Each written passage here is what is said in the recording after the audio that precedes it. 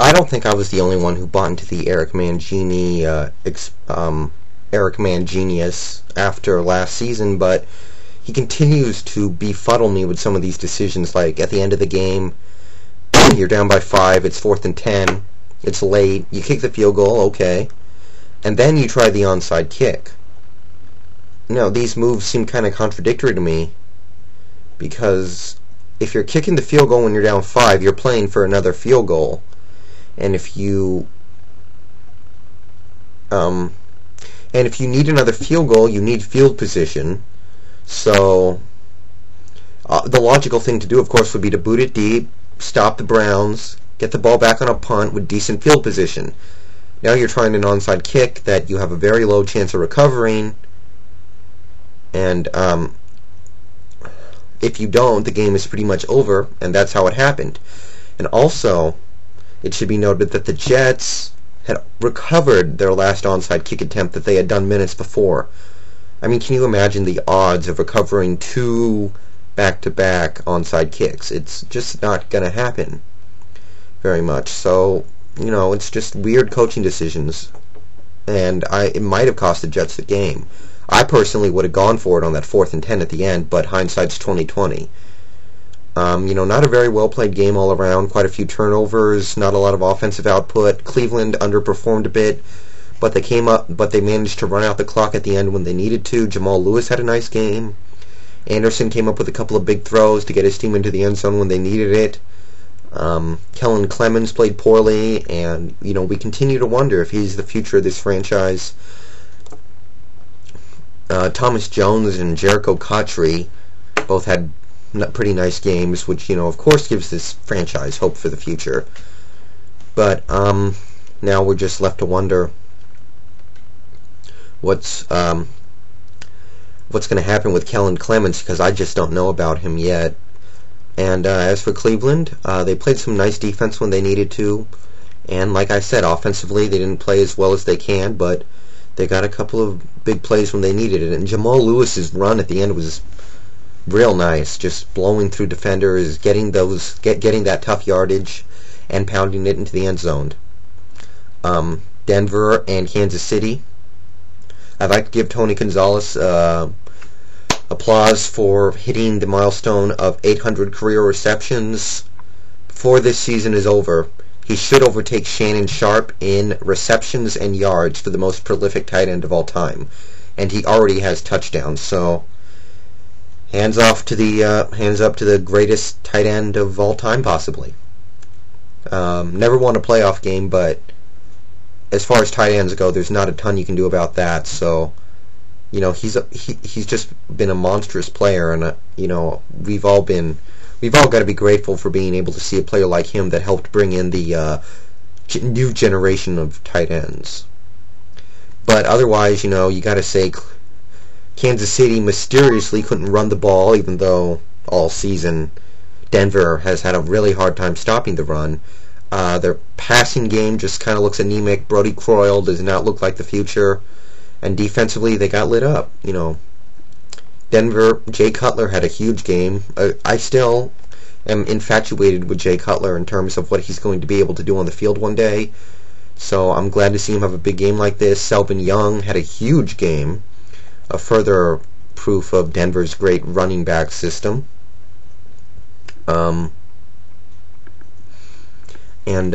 Brandon Marshall, Brandon Stokely, just everybody chipping in to help out. Next week, Denver's going to get back Javon Walker, looks like, and I don't think it's going to happen. I think it's too little too late, but if the things go down right, Denver could make a playoff push. Don't rule it out, because this is a talented team, and if they can stop the run like they did against the Chiefs, don't forget it. I don't think they will, though. But it's nice to see them play up to their potential for once. New England, of course, puts the beat down on Pittsburgh, and it was pretty much what I expected. I didn't make too much of the guarantee or all the hype coming in. I didn't feel Pittsburgh matched up very well. I just didn't, especially in Gillette Stadium. And they accentuated this point by not jamming the receivers. They didn't follow the game plan that they should have at all. I mean, there was a game plan in place. You jammed the receivers, but they didn't. They left 7-8 yards off the line of scrimmage.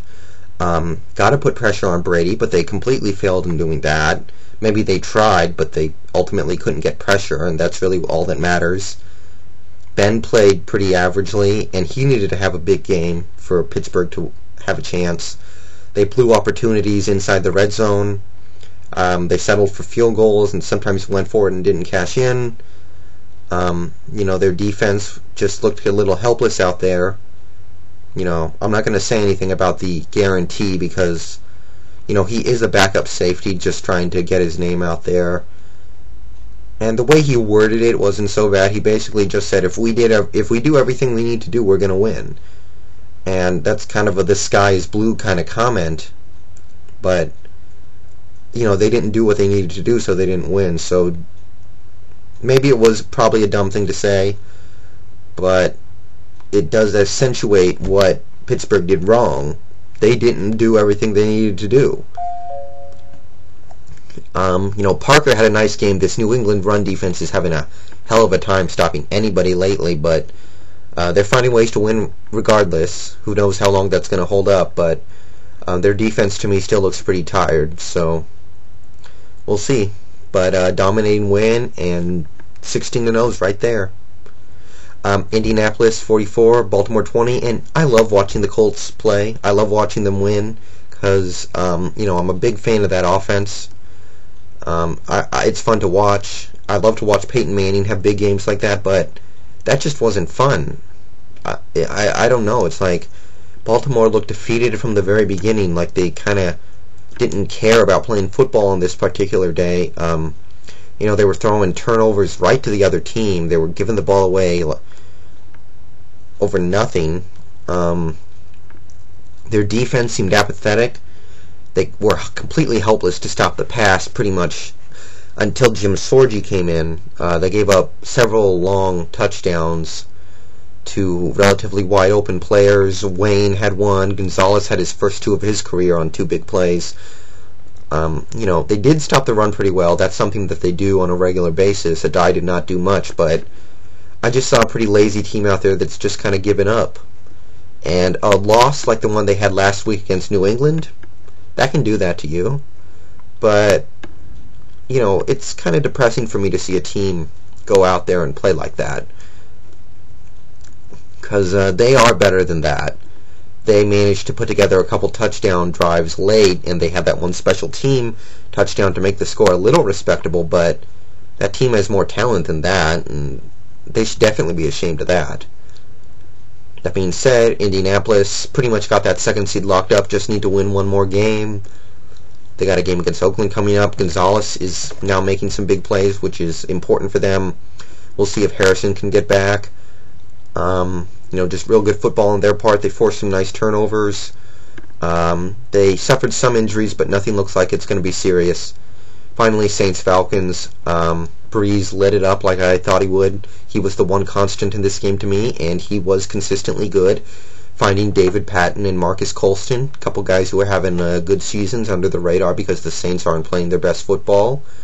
Chris Redman on the other side, he made some plays. Not bad for a guy making his first start in 4 years. Roddy White and Michael Jenkins looking like they're making something of themselves. Excuse me. Well, Roddy White's having a real nice season, again, under the radar for him, but he's finally breaking out of his shell and showing that could be a player in this league. He's got amazing speed. If nothing else, if he can work on his hands, he's going to be a player. Aaron Stecker comes into play, and suddenly the Saints' offensive line starts blocking a lot better. It's weird. It makes you wonder what was wrong with Reggie Bush. It was part the injury, part him. Maybe he's just not a traditional running back, and New Orleans has to stop trying to use him like one. I mean, if you have to use him as a utility player like Eric Metcalf, so be it. Just do it if that's what needs to be done. And, I saw great pressure from New Orleans, and they forced the key turnover when they needed it. And if this team wins out and Minnesota loses one more game, they're in.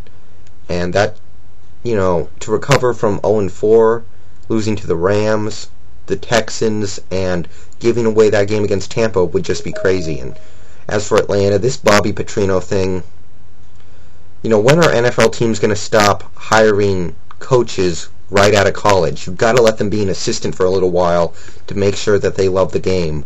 But in the case of this Bobby Petrino, his heart was in college.